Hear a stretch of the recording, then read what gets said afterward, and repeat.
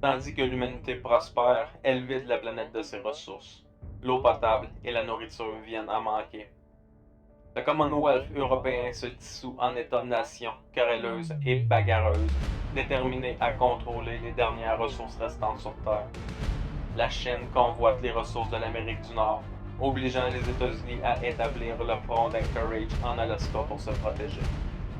Puisque des parties du pipeline de l'Alaska traversent le territoire canadien, le gouvernement américain fait pression sur les autorités pour qu'elles autorisent des unités militaires américaines à stationner près du pipeline.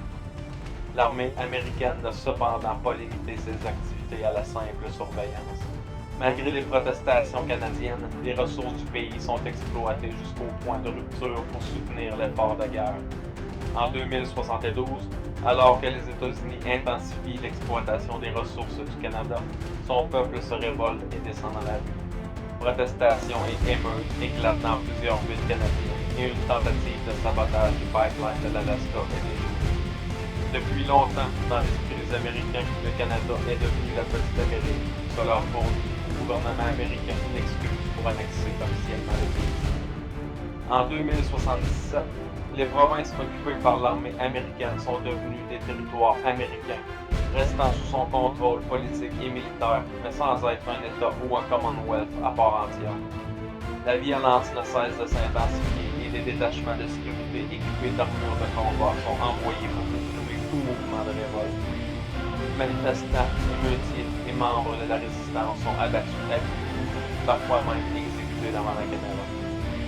Puis, le 23 octobre 2077, les États-Unis sont frappés par une arme nucléaire, un événement cataclysmique connu comme étant la Grande Guerre. La pluie de missiles qui s'ensuivit a alors refaçonné la face du monde, et les survivants furent obligés de se cacher sous terre pour échapper aux radiations. Depuis, le monde n'est plus que l'ombre de lui-même. L'humanité a sombré en entraînant la planète dans son sillage. La Terre n'est plus que désert radioactif, marais toxique et lande désolée. Nous sommes en 2077.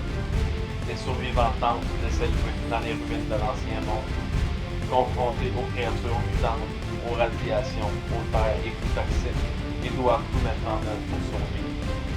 Quel temps.